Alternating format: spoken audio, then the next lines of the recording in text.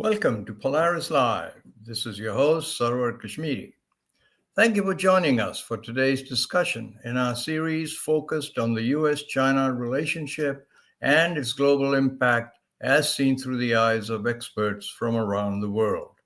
This user-supported channel is brought to you live in conjunction with the Foreign Policy Association of New York. If you have questions for today's guest, please feel free to submit them using the bar on the right-hand side of the screen.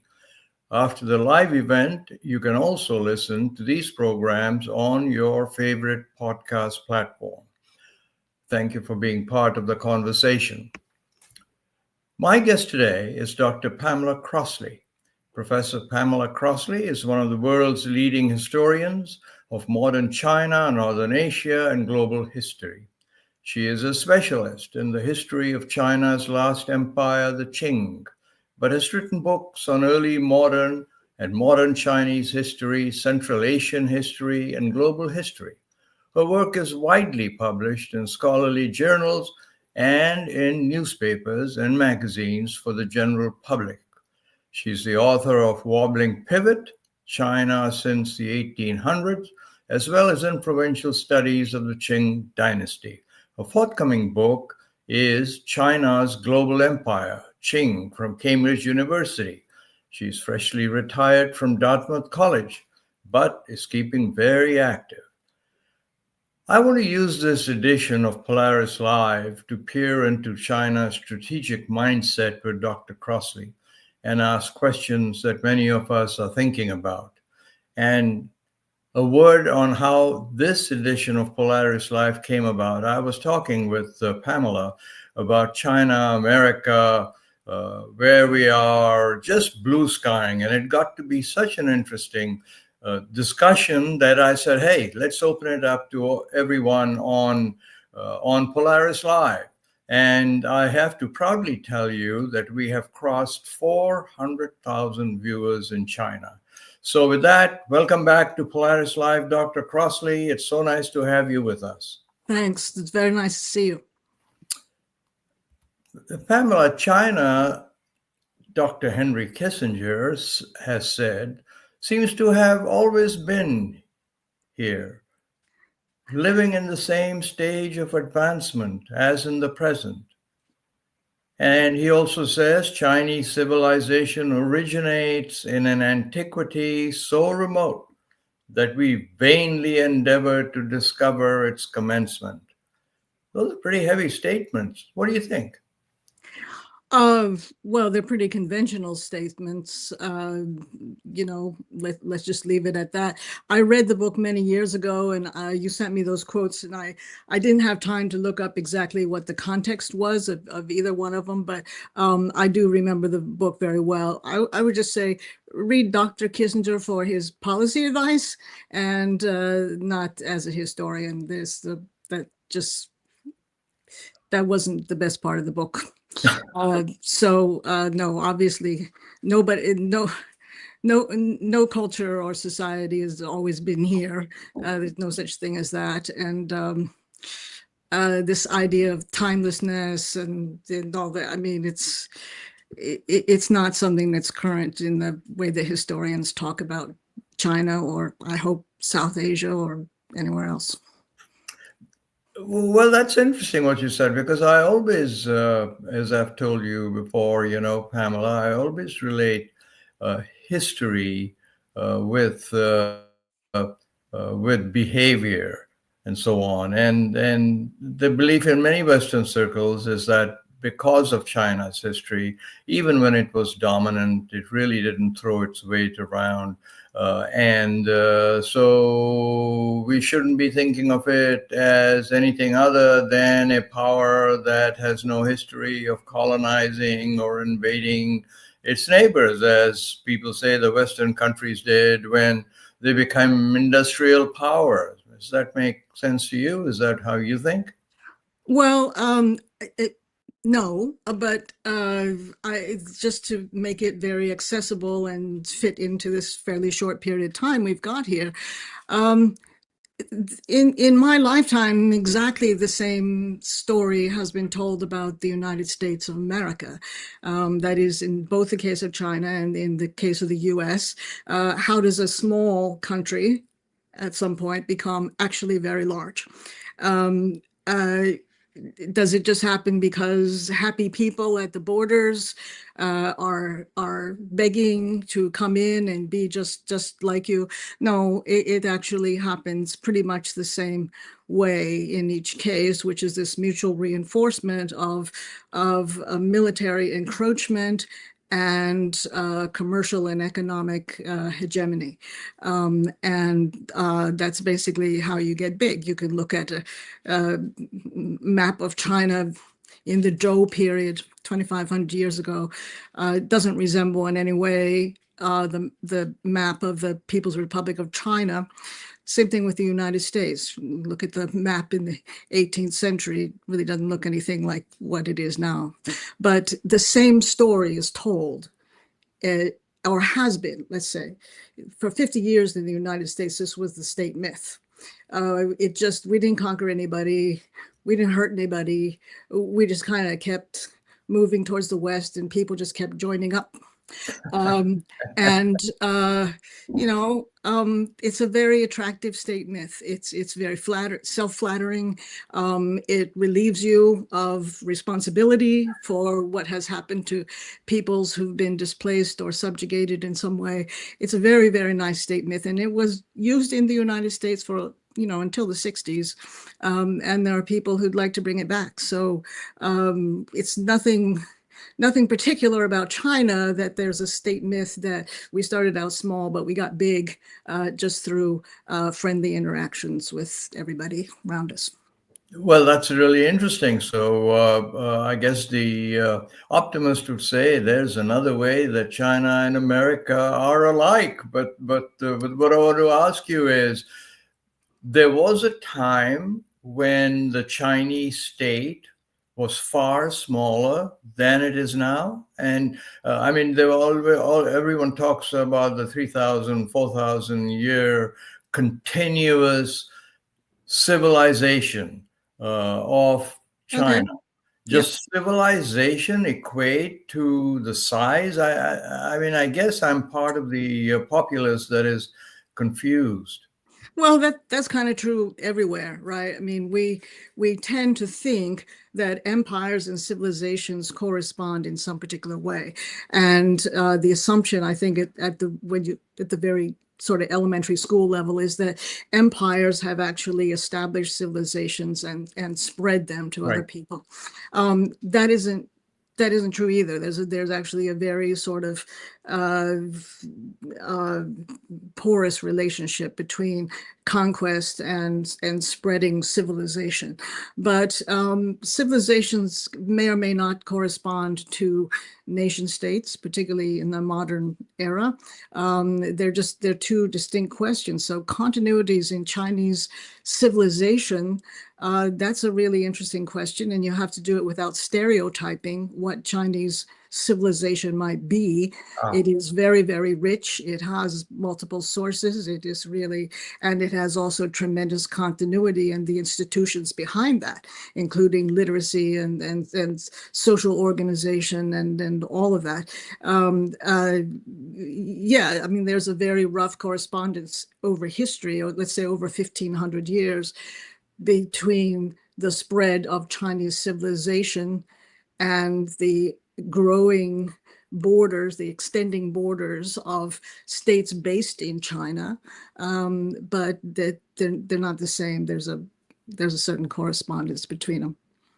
So how about coming to the present now? There's a belief in many Western circles that China wants to replace the US-led world order that has existed, let's say since 1947 or so, after the Second World War, replace it with a world order, one led by China, because, say, the people who promote this idea that China really wasn't part of the present order when it was created. It was the US-led West. So what are your thoughts on that?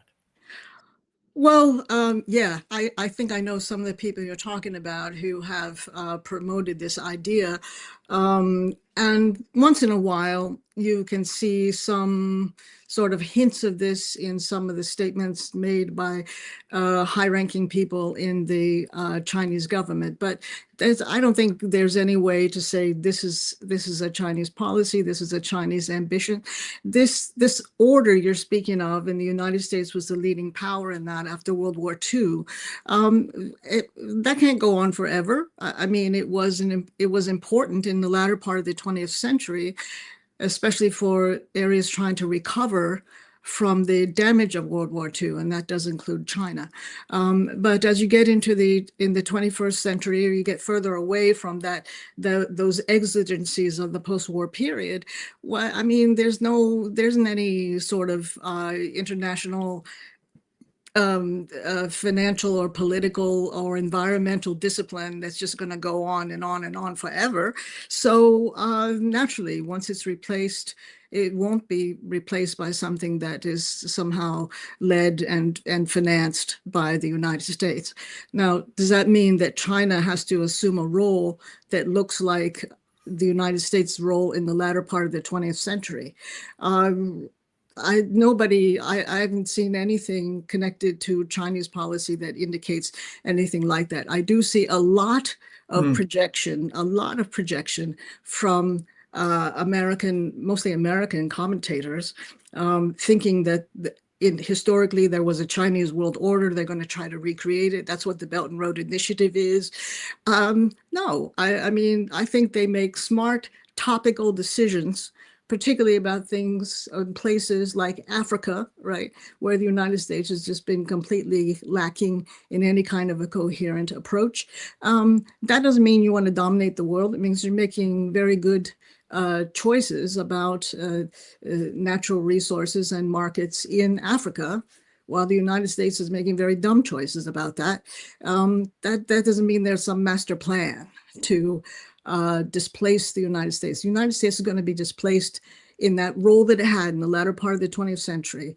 The United States is being gradually displaced from that by history, right? Not by China. Yeah. Fascinating. And I guess what ties into this is what I've also started to think about recently is that experts in the West, seem to have misread China at various critical points. For instance, when China joined the World Trade Organization in 2001, the Western consensus was it would inevitably liberalize and become more like the West. Yeah. Well, that never happened. So was it really a sense of, was it bravado to think that the liberal world order that the West appreciates so much, that is the natural way things should be? And right. What do you think? You're going back to the 1990s, and I remember that particular sort of concept. Maybe not an ideology, but that concept being promoted by the same kind of people who were promoting investment in China and prospering off of it, right, massively. So there was a certain self-interest in trying to get people to believe this, and along with that goes the idea that all of the regimes that ensure the security of investments in China are also going to go. They're going to look just like ours, be what we regard as transparent, legible. It's all going to be the same. Obviously that didn't happen. It was also, you might recall, this is the age of Fukuyama and people thinking that we've reached the end of history anyway. So every place is actually going to, I mean, democracy is the end of history. You get there, no more change after that. Right. And so I think these things were all sort of bound up together. It was a very lucrative idea to have. It seemed to have tremendous sort of resonance across academia and so on. No, it wasn't ever a good idea. And I think people are a little more realistic maybe today. But Pamela, the misjudgments of this kind can have very, very sometimes disturbing, if not fatal, consequences. I mean, for example, another serious misread, along with what we've just been talking about, was the belief in many Western circles that China could not innovate. They didn't have the scientific talent. They didn't have the free market, so there would be little innovation. All it could do was rip off Western invented technologies.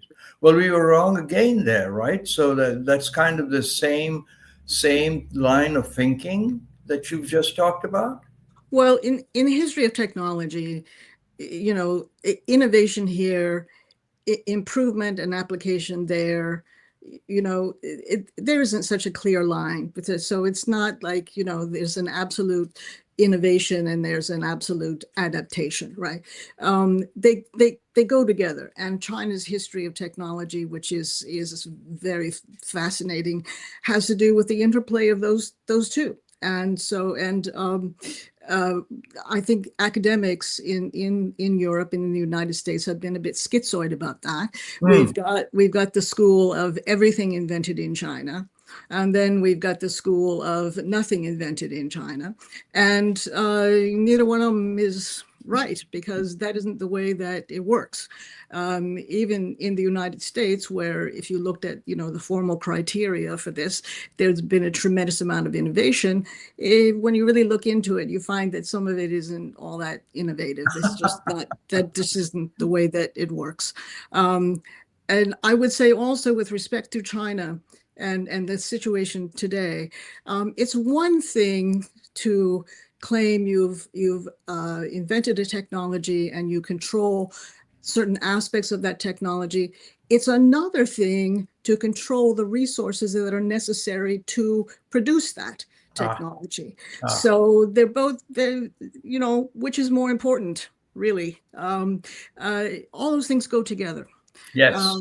And so I just think this whole question of who can innovate and, who's the most innovative, and it's too complicated to really be just kind of boiled down to these little ideas.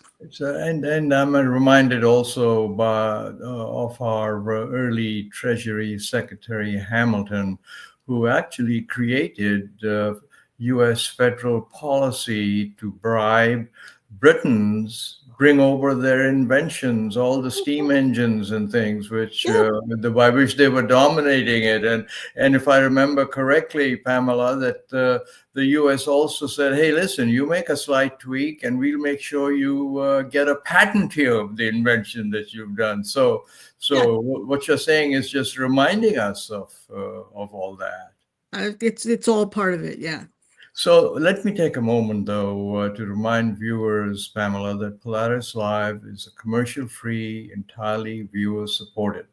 You can view us on YouTube and hear us on most podcast channels. An executive summary is now mailed out directly to your mailbox if you subscribe to Substack. We would, however, really appreciate your becoming an annual supporter, an annual supporting subscriber through my website, Kashmeri.com, or through Substack. We always welcome your comments on our video and our podcast channels. Pamela, coming back to our blue sky discussion, and that's why I so enjoyed talking with you. In the US, it's hard to buy any household convenience that isn't made in China. At least that's the way it's been. With the business landscape today, do you think that model of China being factory of the world and America, the largest consumer, is over? Yeah. Well, I mean, it put as simply as that, yes, I do. I mean, I think what's over is a way in which the international economy was organized in the latter part of the 20th century, where and this is actually the fundamentals of what we would now call globalization, right? Which was that these kind of low overhead, low tech, massive labor force enterprises could be distributed around the world and to China. That's fine. And the United States and Europe would just buy those things, and it would be cheaper for them to buy them from abroad than to produce them in the United States. And Japan was originally in that kind of tier, right? And then by the end of the century had moved more or less out of that. And the idea was that the United States is going to produce these high overhead, automobiles, supercomputers, military hardware, space equipment, right?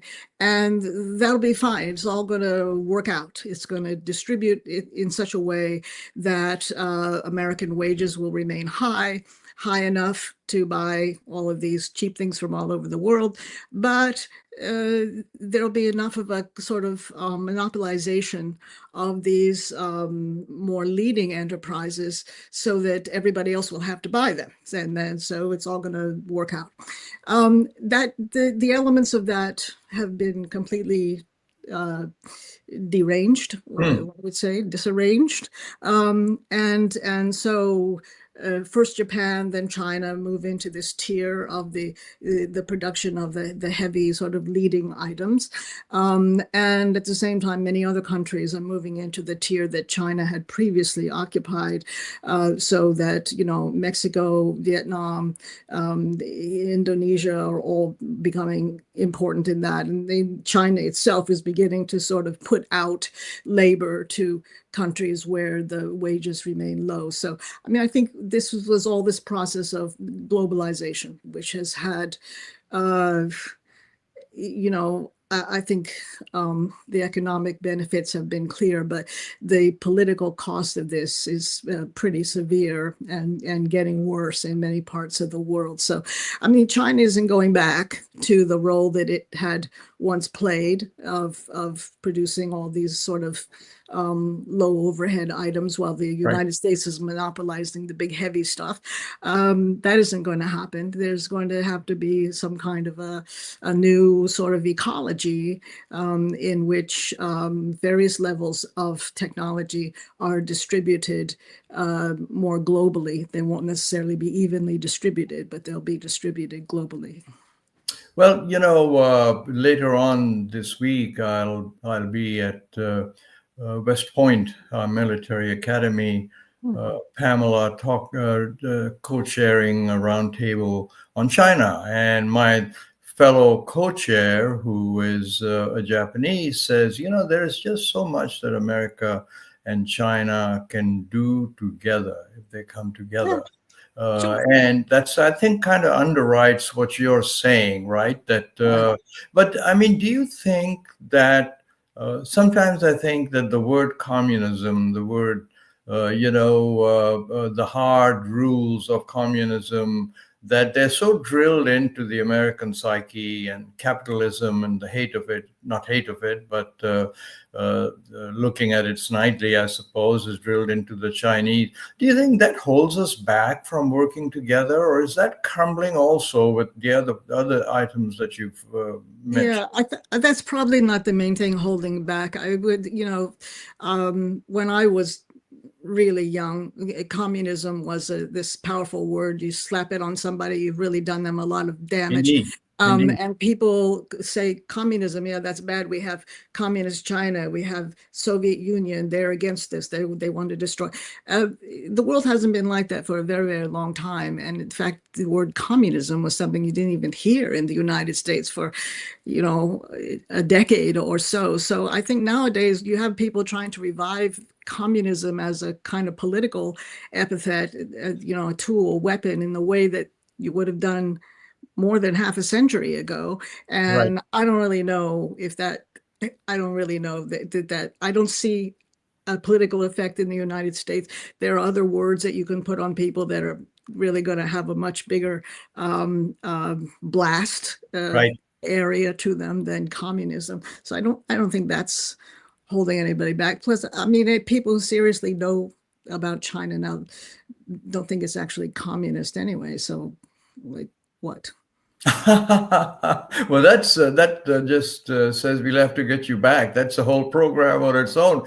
But I was going to tell you that just last week, China clamped down on the so-called rare earths that are an irreplaceable input into most high technology products in the world. Yeah. Wall Street took a nosedive. The U.S. Treasury Secretary, if I recall correctly, said something like, well, maybe there's some Leninist business model where hurting your customer is a good idea, but if China want to slow down the global economy, they will hurt the most. So I have two reactions to that. One, it just shows how intertwined the two economies are. Now, I wonder what you think. Is there any truth to that statement? Well, the two economies are very intertwined. And in fact, there's been like all kinds of ways in which China and the US have been intertwined for well over 100 years, almost 150 years. That was the Secretary of Treasury you're talking about. I mean, no, someday we'll have a real Secretary of the Treasury, and then we can listen to what he has to say about it. Obviously, there isn't anything Leninist that China is doing that is affecting the global economy. It's being affected in lots of other ways. No, I think even Lenin, I mean, they're desperately grasping for these terms that sound like they're going to really have a political impact. Communist, Leninist, all this stuff. I don't know who they think is really going to be affected by that, but there isn't any factual basis to that. So as a follow-up to that, but connecting to it, is another quote, this time from a French scholar and business leader that we interviewed last week. He was quoting some opinions in the Middle East that say that the Americans are security-centric, military-oriented. The Chinese are economic-centric, development-oriented. And that's why we're having this tension between the two. Does that make any sense to you? Well, yeah, it makes a lot of sense to me. You could quibble with either end of it, but this idea that historically, it's not just now, but I mean, way back in the Qing period and even earlier, the successive governments of China have tended to privilege trade over security at almost every pass. And this comes from China being, in the 18th century, the world's largest economy. And this is part of where part of this power came from.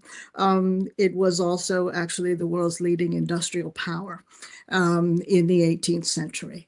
This whole idea that, after you're industrialized, do you become imperial? Well, no, it depends on a lot of things and how you're going to characterize them. But China has this massive economy. The scale of the Chinese economy has been a key to global technological development, because technologies can come from anywhere, including China itself. And in China, they can undergo a process of practical application and improvement and being made more efficient that then, when exported, changes the world again. So this is an interactive process. There isn't any way to just look hermetically at this country, that country, the other country. What have they done technologically? What have they done economically? But the imperial rulers of China and also the modern governors of China realize this Chinese economy, is a global asset in and of itself. And protecting it, privileging it, promoting it is equivalent to, or maybe even better than, prioritizing security.